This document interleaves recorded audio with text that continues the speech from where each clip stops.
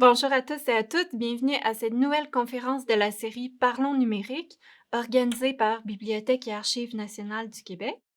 Je tiens à remercier la Fondation de BNQ, grâce à qui cette activité est possible cet après-midi. Je m'appelle Gabrielle Sirois et je suis bibliothécaire à la Grande Bibliothèque. Cet après-midi, on va parler de l'info nuagique avec Anne-Laurence Higgins, animatrice chez Technoculture Club. Comme ce sera surtout une introduction, on n'ira pas dans les détails trop techniques, je vous rassure, mais on va surtout voir ce qu'est l'info nuagique, à quoi ça sert, où se trouvent concrètement vos données et est-ce que c'est une méthode sécuritaire pour gérer vos documents. Donc, l'atelier d'aujourd'hui va vous permettre de mieux utiliser et comprendre le concept de l'info nuagique. Donc, je vais maintenant laisser la parole à notre invité qui va nous en apprendre plus sur le sujet.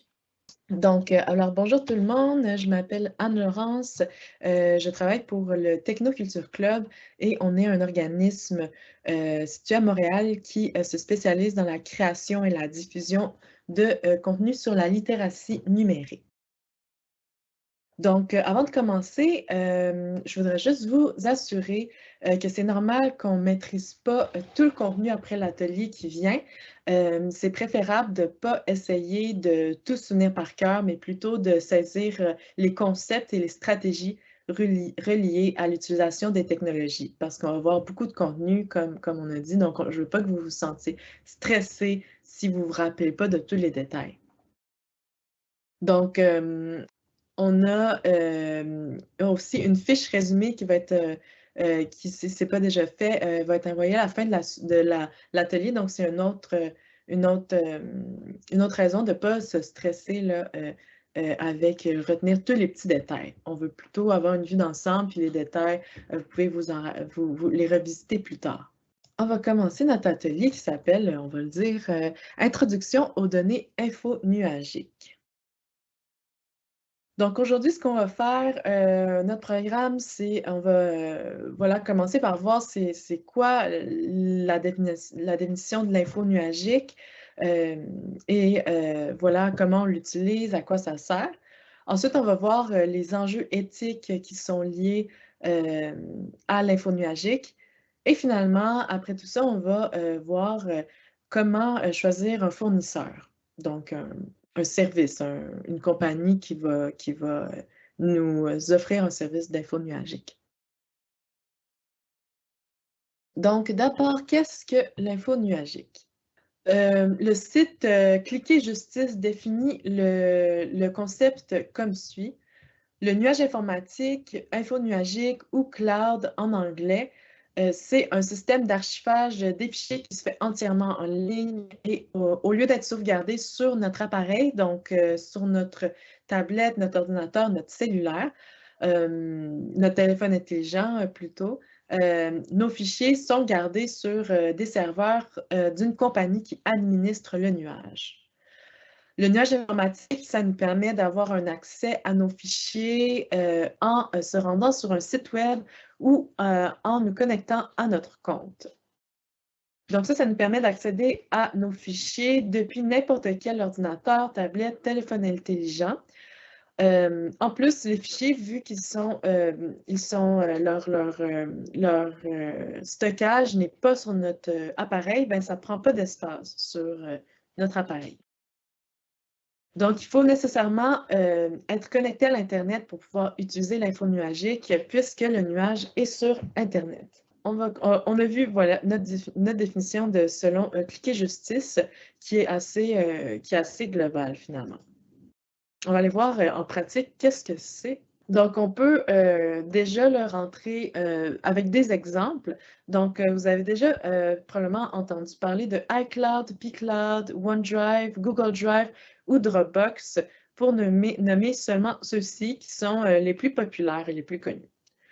Donc, c'est des fournisseurs d'info nuagiques et il en existe plusieurs autres. Et à la fin de l'atelier, on va aller les voir plus en profondeur pour voir quels sont les avantages et les inconvénients de chaque compagnie. Donc la définition présentée, concerne ici des serveurs d'archivage infonuagique privés, mais de nombreux sites web, offrent des services qui utilisent aussi un nuage pour, par exemple, regarder des vidéos ou écouter de la musique en ligne. Quand on accède au contenu de sites comme YouTube, Netflix, Spotify, YouTube TV, on accède à leur nuage, sans vraiment, nous en rendre compte. Donc, ces sites-là, en fait, plutôt de consommation, vont avoir leur nuage et nous, on va aller consommer leur contenu via le nuage. Mais on ne peut pas, évidemment, on n'a pas de contrôle là, sur enlever ou sur enlever ou retirer du contenu. Mais aujourd'hui, dans cet atelier, on va uniquement aborder l'info nuagique privée et comment l'utiliser. Donc, à quoi ça sert l'info nuagique? On va présenter ici les principales opérations qu'on peut effectuer dans l'info nuagique. Donc, à noter que tous les fournisseurs n'offrent pas tous ces services-là. On va vous présenter à la fin de l'atelier un tableau qui va vraiment comparer plus en profondeur les fournisseurs. Donc, l'info nuagique, ça permet, entre autres, de stocker nos données, y avoir accès depuis n'importe quel appareil, synchroniser des données sur plusieurs appareils, partager des fichiers pour le travail d'équipe ou pour le plaisir, avoir accès à des outils de bureautique sans avoir à installer un logiciel sur l'ordinateur et plus encore. La principale fonction de l'info nuagique, c'est de stocker les données. Un nuage, c'est un réseau d'ordinateurs super puissant qui appartient à la compagnie fournisseur et qui sont basés dans leur centre de données. On accède à ce réseau de super ordi à travers l'Internet. Vous pouvez donc vous connecter depuis n'importe quel appareil, une tablette, un ordinateur et même un téléphone intelligent, et depuis n'importe où sur la planète, tant qu'il y a Internet disponible, évidemment, au service d'info nuagique grâce à votre identifiant et votre mot de passe. Tel qu'indiqué par Radio-Canada dans un article sur le sujet, le principe au cœur de l'info nuagique, c'est de sous-traiter l'hébergement de ces données dans d'immenses centres répartis un peu partout dans le monde. Donc, on voit ici nos appareils, les centres de données, et on peut accéder à les données qui sont dans le nuage à partir de n'importe quel, grâce au serveur de données. Mais d'abord, on n'arrête pas de parler de données, mais ça serait le fun de savoir c'est quoi une donnée. Donc, une donnée, c'est une information. Ça peut être autant un texte, une photo, de la musique ou une vidéo. Donc, l'unité de base des données en informatique, ce n'est pas des grammes, ce n'est pas des centimètres, ce n'est pas des livres, ce sont des octets. Alors, en ordre croissant, au début, on a octet et ensuite, on va voir les autres. À noter qu'un octet, c'est tellement petit qu'il n'y a pas grand-chose qui a juste la valeur d'un octet parce que c'est très, très petit. Après l'octet, on a le kilo-octet.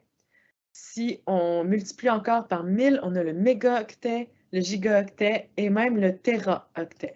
Donc, peut-être que vous vous êtes déjà demandé pourquoi est-ce qu'on dit gig quand c'est marqué juste Go? Parce que les gigs, c'est beaucoup, les gigaoctets, c'est beaucoup plus ça qu'on va utiliser, les appareils informatiques, les tablettes ou les téléphones, même les boîtes courriel, des choses comme ça, ils vont mesurer l'espace en gigaoctets.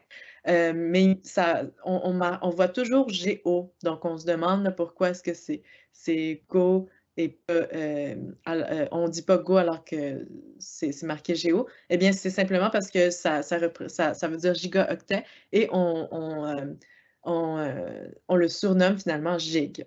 Donc, si vous entendez gig, ça veut dire Go. On va prendre quelques exemples pour se donner une idée de grandeur de combien ça pèse nos documents. Alors, un document texte, donc d'une page environ, ça prend environ 50 kilo-octets. Donc, c'est quand même un petit document. Une photo, ça prend environ 3 meg, donc 3 mégaoctets. Donc, avec 1 gig, on pourrait archiver environ 300 photos. Une chanson, prend environ, 4 MB. Donc avec, 1 gig, on pourrait, stocker environ 250 chansons et un film de 2 heures en format MP4 prend environ, minimum 700 MB. Moi, je dirais même plutôt, je dirais, si on peut, à haute définition, d'habitude, c'est plutôt 1 gig. Donc, souvent, en fait, comme j'ai dit tantôt, le gigaoctet, c'est, l'unité qu'on va, côtoyer le plus souvent, parce que ça nous permet d'avoir de 1 gig, ça nous permet d'avoir quand même un espace suffisant pour archiver plusieurs, documents. Hem, mais, souvent, nos appareils vont avoir beaucoup plus pour nous permettre vraiment d'avoir assez d'espace. La taille d'un fichier, ça dépend aussi de la complexité de son contenu et de la qualité. Donc, une vidéo qui a vraiment une très bonne qualité, par exemple, moi, je m'en vais tourner un film là, en 4K, ben, ça va être beaucoup, beaucoup plus lourd que si je prends une vidéo en faible résolution avec mon téléphone cellulaire en basse résolution. Donc, c'est la même chose pour les images et les musiques. Plus qu'il y a de détails, plus qu'il y a de définitions, plus plus que chaque ces petits détails-là vont peser dans, le volume là du fichier. Et toutes ces informations-là vont alourdir le fichier. Donc, plus qu'il y a de détails, plus qu'il y a de qualité, plus que ça va être lourd. Donc, en résumé, si on veut stocker juste des textes, on n'aura pas nécessairement besoin d'un gros espace de stockage, mais si on veut stocker des photos et des films, ben, on va avoir besoin de plus d'espace. Donc, en résumé, l'info nuagique, c'est, un peu l'équivalent, de louer un espace d'entreposage privé dans un grand entrepôt. Donc, les fameux centres de données sont en quelque sorte d'immenses entrepôts pour des objets, des fichiers numériques. C'est comme si je voulais entreposer mes meubles, ben, je peux louer un espace d'entrepôt, et dépendamment de la grosseur de l'espace que je loue, je vais devoir payer plus cher. Les services de services, les fournisseurs, pardon, de services info nuagiques nous permettent de stocker une quantité, X de données gratuitement. La majorité, pas tous. Donc l'espace offert dépend de chaque fournisseur. Et si on veut agrandir cet espace-là, on doit payer comme, justement, comme je disais tantôt, si, on veut avoir de l'espace supplémentaire dans un entrepôt physique. Donc, de payer ou de ne pas payer pour, l'espace, extra, ça dépend des données qu'on veut entreposer. Une autre fonction de l'info nuagique, c'est de synchroniser, les données sur, plusieurs appareils. Donc, la synchronisation des données, ça permet de faire correspondre les informations stockées dans plusieurs emplacements différents. Donc, on peut faire automatiquement sauvegarder un document sur plusieurs appareils à la fois.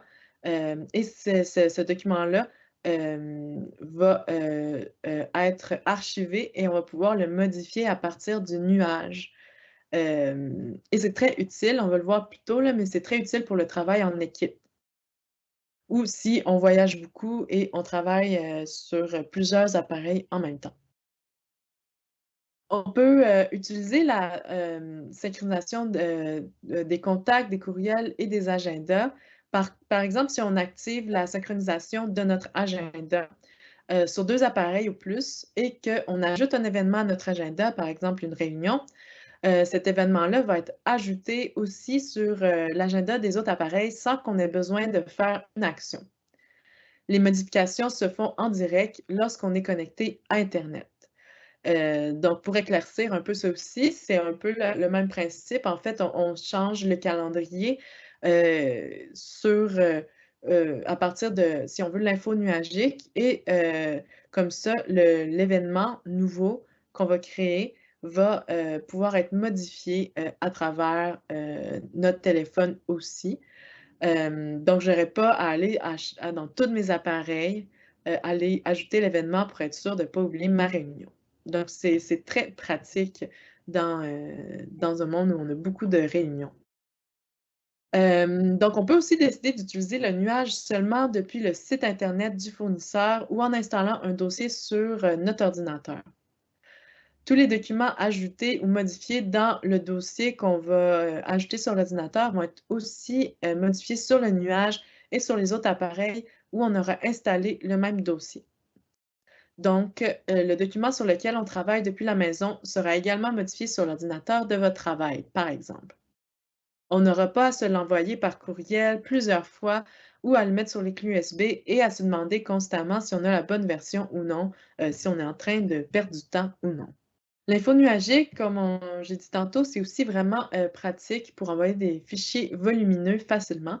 Si on veut partager pour le plaisir des photos de voyage à nos proches, ça peut être long ou même impossible d'envoyer toutes ces photos-là par courriel, parce que ça va être trop gros.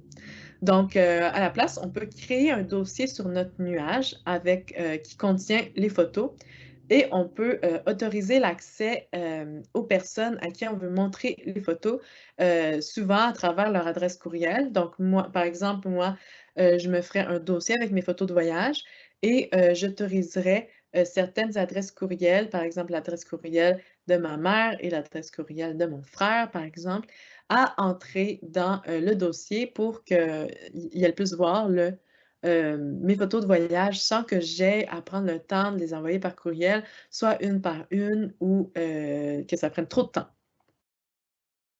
Donc cette option, en fait, si vous jamais vous avez une adresse courriel Gmail, elle va être proposée automatiquement, si, voilà, si, notre fichier qu'on va envoyer est trop volumineux. Google, Gmail va dire: «C'est trop volumineux, je vais le mettre sur ton drive» et les personnes à qui tu veux l'envoyer vont recevoir un lien à la place. Donc des fois, ça peut se faire automatiquement. Plusieurs fournisseurs de services info nuagiques offrent également des outils de bureautique sans logiciel. Ce que ça veut dire, c'est qu'on n'aura pas besoin d'installer un logiciel sur notre ordinateur. Ce qui peut être pratique parce que ça ne prendra pas d'espace sur, notre ordinateur.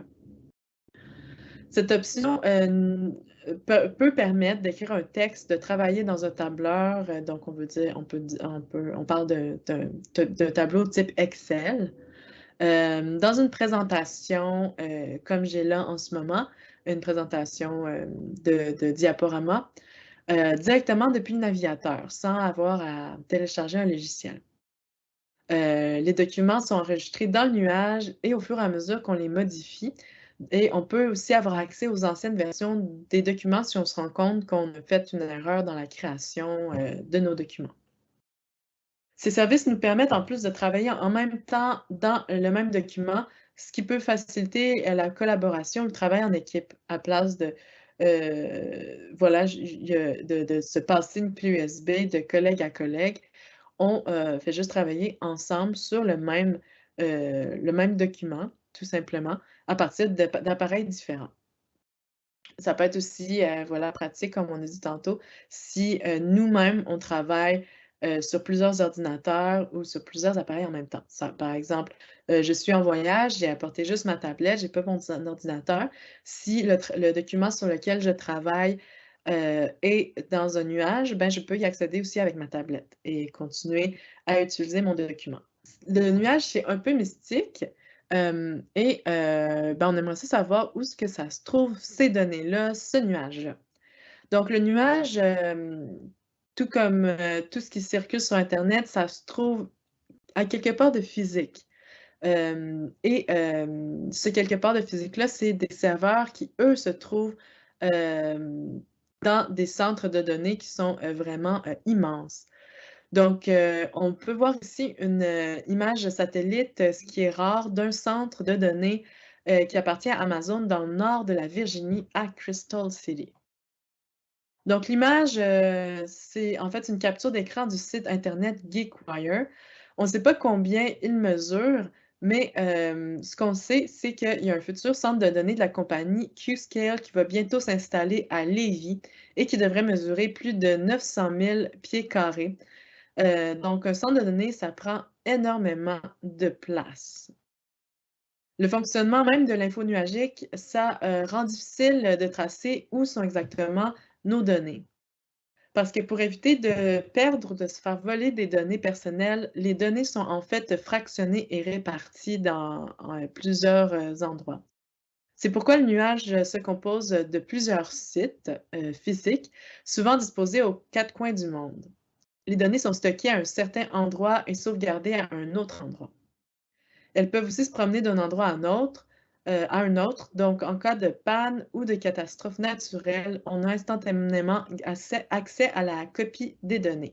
Les compagnies sont plus ou moins transparentes quant à la localisation précise de leur centre de données et de vos données. Certaines sont très précises à ce sujet et d'autres sont très floues. Donc, à la fin, si jamais vous avez plus de questions, on va voir aussi des sources que vous pourriez consulter pour en savoir plus. Donc, on a ici l'image de l'intérieur de centre de données qui nous vient du site Facebook Engineering. Les données archivées dans l'info nuagique sont gardées sous haute surveillance virtuelle et physique. Au niveau physique, il y a des mesures de sécurité très élevées qui sont mises en place pour protéger les centres 24 heures sur 24, des clôtures, des barrières de sécurité, des systèmes de lecteurs de cartes, systèmes biométriques avec empreintes digitales et lecture de la rétine, comme dans les films de science-fiction. Au niveau virtuel, les fournisseurs offrent différents niveaux de sécurité avec des options de cryptage qui sont très poussées. Une donnée cryptée est beaucoup plus difficile à pirater car le temps pour trouver la clé pour l'ouvrir, c'est très long. Et des fois, ça peut être tellement long que ça ne vaut pas la peine parce que ça peut prendre des centaines d'années. Donc, d'ici là, évidemment, il n'y a plus de points à essayer de trouver la clé.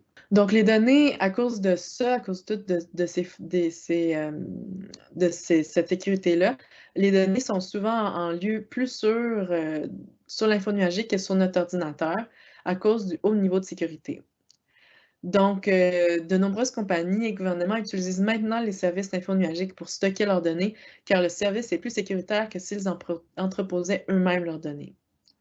L'info nuagique, ça leur permet d'éviter qu'un accident, un incendie, un dégât d'eau, ça ruine leur serveur, et que ça bloque l'accès à de l'équipement de qualité. Voilà, aussi en faisant appel à ces services-là, ça permet de s'assurer que l'équipement qui entrepose leurs données, c'est un équipement qui est entretenu et de qualité. Donc évidemment, il faut garder en tête qu'il y a rien, qui est, 100 infaillible. Le risque de piratage existe toujours, que ce soit à l'externe ou à l'interne, mais, vu les hauts moyens qui sont pris, on voit là que c'est quand même, quelque chose qui est pris au sérieux. Donc une autre chose à savoir, c'est que les fournisseurs, se portent souvent pas responsables de la perte de vos données si eux ont, par exemple un bug. Hem, Bien que la situation soit extrêmement rare à cause de tout ce qu'on vient de voir, c'est quand même plus prudent de garder des copies des données les plus importantes sur un disque dur externe ou sur un autre appareil qui nous appartient à nous. Donc, comme avec tout service, il existe des enjeux éthiques en lien avec l'info nuagique. Les centres de données appartiennent à des tierces parties, le plus souvent des compagnies privées. En fait, je pense que la totalité. Je connais pas de nuages qui appartiennent à des sources publiques, qu'on peut utiliser, que nous, on peut utiliser. Donc est-ce que ça peut représenter un enjeu éthique? La protection de la vie privée est-elle garantie? Ces mêmes centres de données sont immenses et consomment aussi une quantité impressionnante d'électricité. Est-ce qu'il y a des enjeux environnementaux? Donc la réponse, c'est oui à toutes ces questions et on va voir, pourquoi tout de suite. Donc on va commencer avec la question de la, protection de la vie privée. Donc on cite ici l'article de Cliquer Justice sur le sujet de l'info nuagique. Ce que vous sauvegardez dans le nuage informatique vous appartient. Par contre, la compagnie qui gère les nuages d'informatique peut avoir des droits par rapport à nos fichiers et nos renseignements personnels. Ces compagnies ont le droit d'établir leurs propres conditions d'utilisation. En anglais, on parle de Terms of Use et politique de confidentialité ou Privacy Policy en anglais. Les compagnies qui gèrent les nuages informatiques peuvent aussi se donner le droit d'utiliser vos renseignements personnels ou fichiers de différentes façons. Par exemple, elles peuvent accéder à nos renseignements dans les situations suivantes: situations de cybercriminalité, pornographie, fraude, enquête policière. Donc, il faut savoir que les compagnies peuvent aussi accéder à nos renseignements personnels et nos fichiers dans le cours d'opérations quotidiennes. Voici un exemple. Certaines compagnies permettent à l'utilisateur ou l'utilisatrice de rester propriétaire de ses fichiers, donc par exemple les photos de vacances que je mets sur mon nuage, mais se donne le droit d'y accéder. Par exemple, Facebook peut accéder à nos photos pour les publier sur les fils d'actualité de nos amis. Si on fait rien d'illégal avec notre nuage, ou qu'on n'est pas soupçonné de faire quelque chose d'illégal, les fournisseurs vont généralement pas s'intéresser à notre contenu. Par exemple, évidemment, si, je mets des photos de mon chat ou, de mes plantes de mon jardin, ça va pas intéresser, le le fournisseur. Les fournisseurs, en fait, vont pas partager nos fichiers et ne les utilisent pas. Vous, retrouverez jamais, par exemple, une de vos photos sur un panneau publicitaire. Les fournisseurs vous proposent d'héberger votre contenu, mais, n'ont pas le droit de l'utiliser. En résumé, ils ont le droit de regard sur votre contenu, mais pas le droit d'utilisation. Par contre, souvent, les lois qui vous protègent dans votre pays ne vous protègent pas toujours dans le cadre de l'info nuagique parce que les mégacentres de données, comme on a dit tantôt, se trouvent aux quatre coins de la planète et nos données peuvent être soumises à des lois étrangères par le fait même. Par exemple, aux États-Unis, le Patriot Act donne le droit au gouvernement et à ses services de sécurité d'accéder sans autorisation et sans avis aux données informatiques des particuliers et d'entreprises qui se trouvent sur leur territoire. Donc, même si moi, nous, on est au Canada, si mes données sont sauvegardées par Google Drive ou autres sur le territoire, comme on a vu tantôt, de la Virginie, mes données vont être soumises aux lois des États-Unis, pas du Canada. Donc, c'est fortement recommandé de prendre le temps de lire les conditions d'utilisation lorsqu'on choisit un fournisseur. Donc, chaque compagnie offre des services d'info nuagique qui offre ces services-là possède une politique propre à elle. Lorsqu'on crée un compte en ligne, en fait, on accepte les conditions générales d'utilisation. Si on ne les accepte pas, on n'aura pas le droit d'utiliser les services. C'est en fait un contrat. Ces conditions générales d'utilisation sont appelées CGU et définissent la politique de l'entreprise quant à la gestion de vos données. Par exemple, tel que mentionné plus tôt, Facebook s'autorise à utiliser vos données personnelles selon ces CGU pour pouvoir les partager sur le fil d'actualité, le newsfeed de vos amis. Mais étant donné que quand on se met sur Facebook et si on publie du contenu, notre but, c'est que nos amis voient les photos de notre chat ou de notre jardin. Donc, on accepte que Facebook utilise entre parenthèses, nos données pour faire ce que nous, on veut que Facebook fasse. Donc, il faut avoir aussi ce discernement-là. Mais c'est quand même un aspect important à prendre en compte si, pour vous, la vie privée, c'est une valeur importante.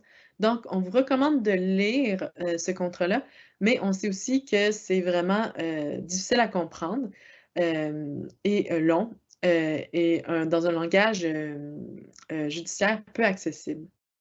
Donc, il existe un site, qui est pour l'instant, disponible juste en anglais qui s'appelle tosdr.org. Ça va être dans la fiche résumée aussi à la fin dans ma diapositive. Ce site-là, ça nous offre des résumés de, ces fameuses, conditions, d'utilisation afin qu'on puisse mieux comprendre les contrats qu'on signe sans avoir à devoir passer tellement de temps à décortiquer les termes judiciaires. Concernant l'info nuagique, pour l'instant, il y a juste Dropbox et iCloud qui sont répertoriés, mais ça peut avoir changé depuis la dernière fois que je suis allée voir ou ça peut vraiment changer aussi dans l'avenir. Pour ce qui est de la variable écologique, les centres de données utilisent énormément d'électricité. On s'en doute avec la, la, la grosseur, hein, comme on a dit tantôt, de l'espace que les centres occupent. Les nuages sont des centres de données qui hébergent des dizaines de milliers de serveurs. Les fournisseurs doivent également avoir des gigantesques génératrices pour pallier aux pannes d'électricité. Environ 75 de l'électricité consommée par un nuage est convertie en chaleur. Pour préserver les serveurs, il faut climatiser le nuage et maintenir sa température à 21 degrés Celsius. Donc, on s'en doutait, mais là, on a la confirmation, les centres sont très énergivores. Greenpeace estime que si ce nuage informatique était un pays, il se placerait au 5e rang des plus gros consommateurs d'électricité au monde, derrière les États-Unis, la Chine, la Russie et le Japon. Évaluée à 623 milliards de kilowatts, cette consommation électrique du nuage informatique est 15 plus élevée que celle du Canada dans son ensemble. Selon encore un rapport de Greenpeace de 2019, l'organisme estimait qu'en moyenne, un centre de données utilisait autant d'électricité que 750 000 ménages, donc 750 000 maisons. Dans tous les cas, lorsqu'on décide d'utiliser l'informatique, il faut se demander si ces données peuvent être sur un ordinateur ou un disque dur externe ou si elles doivent nécessairement être sur un nuage. Et aussi, on suggère de faire régulièrement le ménage de notre nuage pour éviter que notre nuage devienne une salle d'archives qu'on n'ouvre jamais. Parce que quand on stocke des données dans le nuage ou des messages sur notre boîte courriel, on génère du CO2. Ça donne le goût d'aller faire un petit ménage et d'y penser 2 fois avant d'utiliser l'info nuagique. Donc, pour les personnes intéressées par le sujet, on offre aussi un atelier vers une utilisation éco-responsable du numérique, si jamais c'est quelque chose qui vous préoccupe. On va aussi avoir des sources plus tard qu'on va pouvoir consulter euh, à propos là, de ces sujets, ce sujet-là plus précisément. Donc, comme on l'a déjà constaté, l'info nuagique, c'est un service qui offre des avantages et des inconvénients. Donc, les avantages, c'est qu'on peut avoir l'accès à nos données, à nos documents, à nos fichiers partout et en tout temps, tant qu'on a Internet. Ça peut sauver de l'espace sur nos appareils, éviter les pertes en cas de bris ou de vol ou de perte de l'appareil. Euh, Ça peut permettre de partager simplement des documents, accéder à des outils de bureautique gratuitement sans installer de logiciel. La sécurité est très forte, donc la capacité informatique des fournisseurs est souvent plus grande que la nôtre en termes de sécurité. Moi, je ne pourrais pas, évidemment, voilà, installer un lecteur de rétine sur mes appareils. Ça facilite aussi le travail d'équipe, la collaboration et le télétravail, qui est très précieux en temps de pandémie, comme on le sait. Les inconvénients sont la dépendance à l'Internet, le droit de regard des compagnies sur notre contenu, le peu de législation qui entoure l'info nuagique, les impacts environnementaux et les frais reliés à l'utilisation d'Internet ou de certains services. Comment choisir un fournisseur? Donc, il faut savoir que nos données ont une grande valeur et que le choix d'un fournisseur infonuagique devrait être aussi important que le choix d'une banque. Vous pouvez transposer les priorités et valeurs qui vous importent au quotidien dans les services que vous consommez en ligne aussi. On va vous présenter certains critères pour vous aider à évaluer quel fournisseur vous conviendrait le mieux. Vous pouvez prendre note que l'ordre est aléatoire et que l'importance de chaque critère varie selon les besoins de la personne qui désire utiliser ces services-là. Donc, voici les critères principaux qu'on peut utiliser pour choisir notre fournisseur. Donc, combien d'espaces d'archivage le fournisseur offre gratuitement ou à quel prix? La synchronisation entre les appareils, c'est-à-dire faire correspondre les informations stockées sur plusieurs appareils, est-ce qu'elle est offerte et simple à utiliser? Le partage des fichiers est-il aussi possible? Et si oui, est-ce que c'est simple à utiliser? Les outils de bureautique, est-ce que c'est offert et est-ce que j'en ai besoin? Est-ce que les conditions générales d'utilisation du fournisseur correspondent à mes valeurs? À quel point les données sont-elles sécurisées? Et est-ce que le fournisseur met en place des mesures pour diminuer son impact environnemental? Donc, évidemment, il faut y aller avec une note. C'est comme choisir n'importe quel produit qu'on veut acheter, ça dépend de chaque personne. Donc, on va voir les principaux fournisseurs comme j'en avais parlé tantôt. Donc, on va regarder seulement les plus populaires, les plus connus. Donc, le but, c'est pas d'influencer votre choix, mais plutôt d'amener une meilleure compréhension des différents critères et une capacité à choisir par vous-même selon vos besoins et vos valeurs. Tous ces fournisseurs offrent un espace de base gratuit et un espace supplémentaire payable au mois. On vous invite à consulter leur site Internet pour connaître leurs tarifs, notamment parce que ça change. Tous ces fournisseurs permettent le partage de fichiers avec d'autres personnes. On va se concentrer ici sur les 4 critères, l'espace gratuit disponible, les outils de bureautique disponibles, la collaboration à plusieurs sur un même document, l'emplacement des centres de données et on va mentionner quelques spécificités par rapport à chacun. Donc, on va commencer par Dropbox. C'est parmi les premiers fournisseurs à avoir offert les services d'info nuagique avant tout le monde. Ils offrent un espace gratuit de 2 gigs qui peut être augmenté si on invite des contacts à l'utiliser. Mais sinon, il faut payer.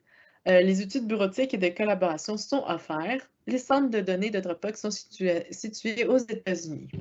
Google Drive est la propriété de Google et offre 15 gigs d'espace gratuit, qui est quand même très notablement plus grand que Dropbox. Il est disponible par défaut sur tous les appareils Google Android, donc les tablettes et les téléphones Android, ce qui ne veut pas dire que vous êtes obligé de les utiliser. Dès la création d'un compte courriel Gmail, vous accédez à un espace d'archivage gratuit de 5 gigs qui comprend l'espace utilisé par vos courriels. Les outils de bureautique et de collaboration sont très avancés et simples à utiliser et très répandus. La location de leur centre de données c'est aux États-Unis, en Europe, au Chili, à Singapour et à Taïwan.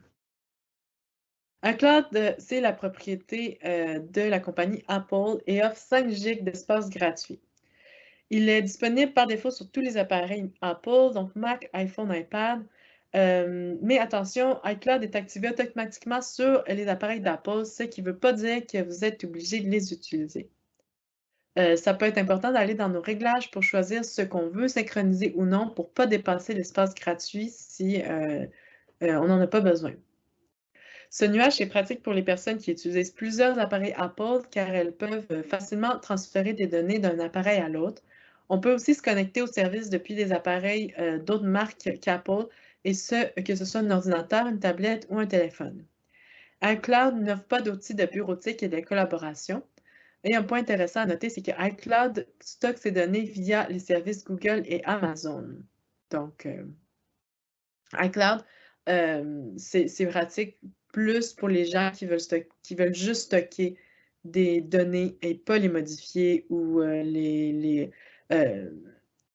travailler dessus comme un document. On ne peut pas, par exemple, travailler sur un document en ligne avec iCloud. On va voir OneDrive, qui est la propriété de Microsoft et qui offre 5 gigs d'espace gratuit. Il n'offre pas d'outils de bureautique et de collaboration gratuits, mais on peut acheter Microsoft 365 pour avoir accès à la suite Office en ligne. Les centres de données sont situés aux États-Unis.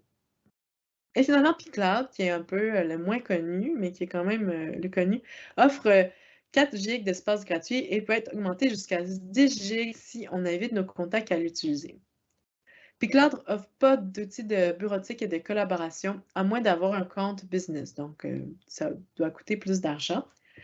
Les centres de données sont basés à Dallas aux États-Unis et au Luxembourg. C'est possible de choisir où on veut localiser nos données lorsqu'on ouvre un compte, ce qui est assez particulier. Et pCloud offre également un service de stockage à vie, un seul paiement gratuit. Je vous inviterais, si vous êtes intéressé, à aller vérifier parce que ça se peut que cette information-là ait changé. Le niveau de sécurité offert est très similaire entre Dropbox, iCloud, Google Drive, OneDrive et pCloud. pCloud se démarque par son niveau supérieur, en fait. C'est pour ça qu'on voulait le mettre. On n'a pas indiqué le critère de facilité d'utilisation parce que c'est subjectif. On vous aide à tester ou à vous informer sur les services d'info nuagique qui vous intéressent pour comparer la facilité ou non pour vous. Et on vous invite aussi à aller voir sur les sites de ces fournisseurs pour lire les conditions générales d'utilisation et à connaître leurs mesures prises pour diminuer les impacts environnementaux d'info nuagique. Il existe beaucoup d'autres fournisseurs. Certains offrent un espace gratuit, d'autres non. Certains ont un très haut niveau de sécurité, etc. Donc aujourd'hui, on a vu simplement les plus connus. Donc, on va voir aussi quelques sources. Certaines sont revenues assez souvent parce qu'ils sont de très bonnes sources par rapport à ce sujet-là. Est-ce qu'on avait des questions par rapport au contenu? Oui, en fait, j'ai une question de la part d'un participant qui se demande, le P-Cloud, est-ce qu'il y a un géant numérique derrière, cette compagnie ou bien est-elle, autonome? Ça se peut, je le connais pas très bien. Je me suis fait un compte il y a à peu près 2 ans pour le tester. Je ne me souviens plus euh, exactement ce qui en était. Mmh.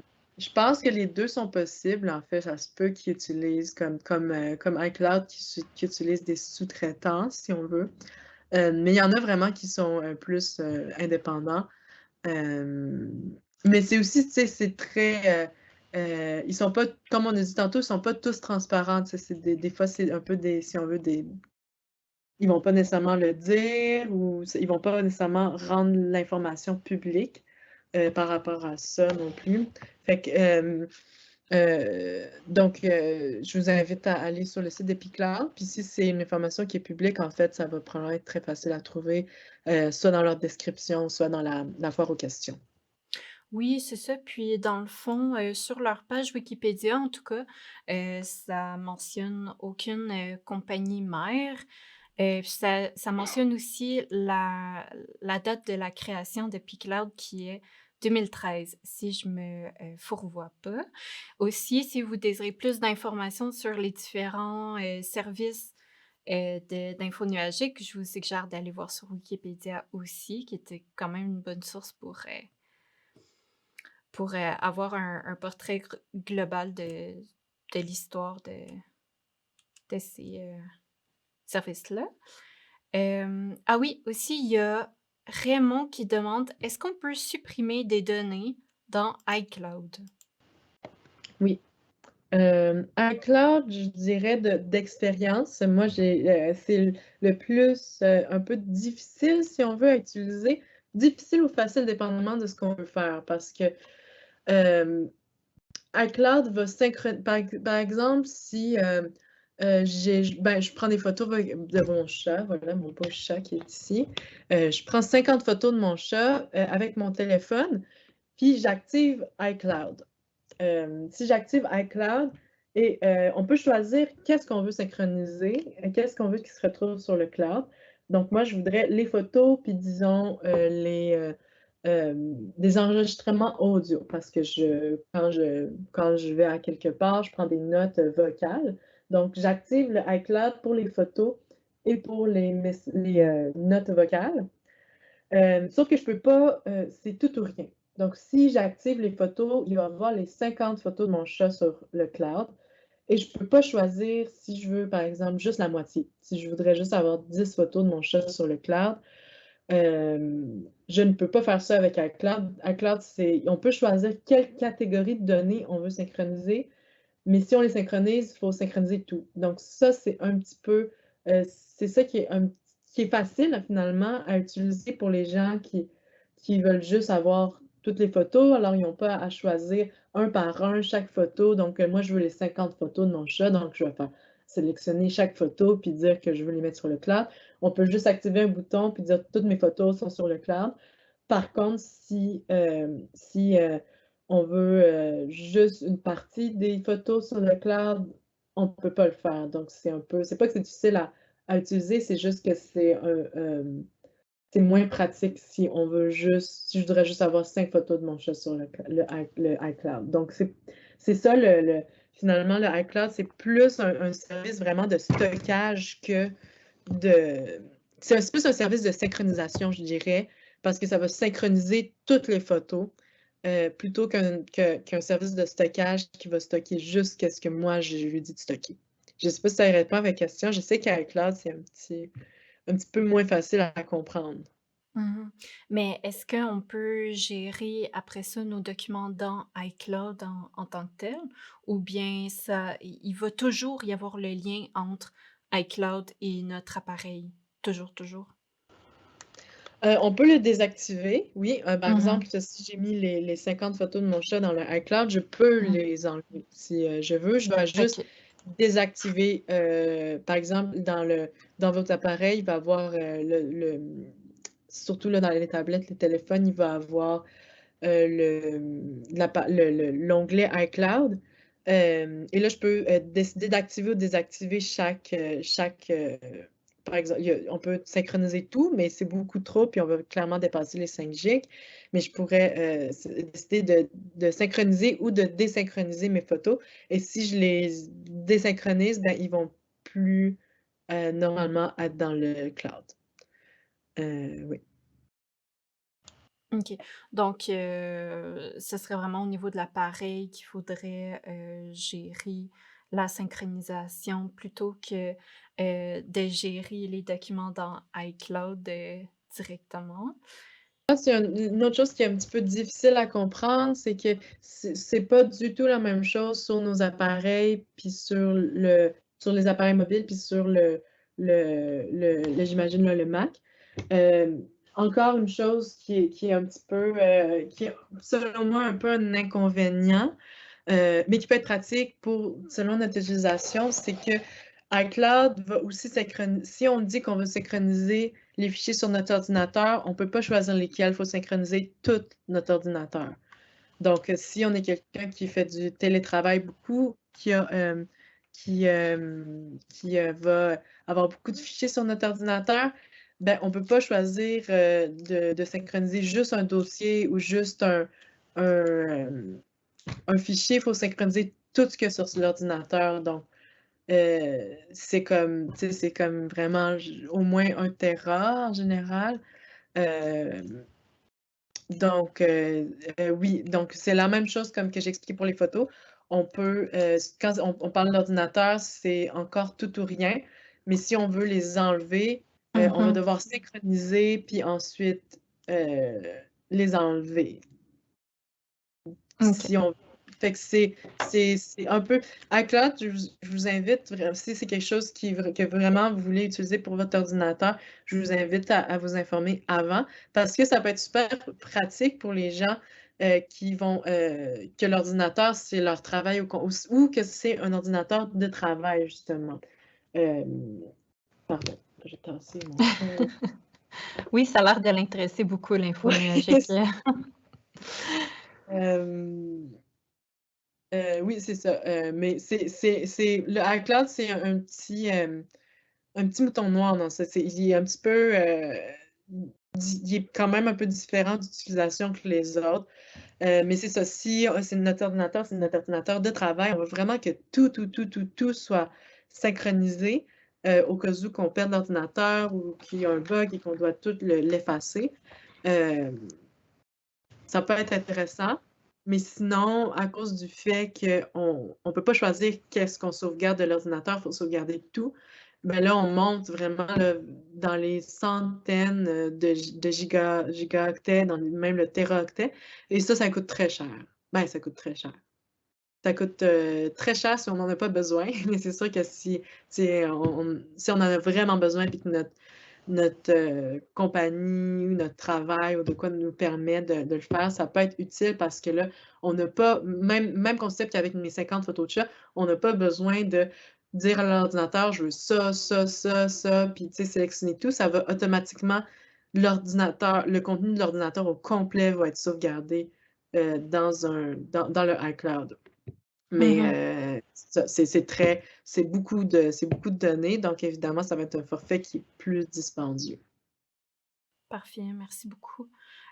Sur ce, merci beaucoup Anne-Laurence d'être venue nous expliquer les bases de l'info nuagique. Ce fut vraiment intéressant et très pertinent puisque c'est une technologie qui est de plus en plus présente dans nos environnements numériques.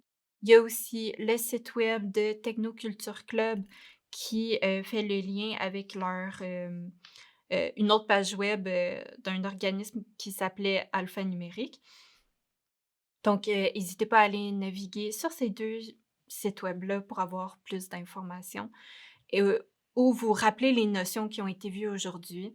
Voilà, je vous remercie encore une fois d'avoir été là et je vous souhaite une belle fin de journée.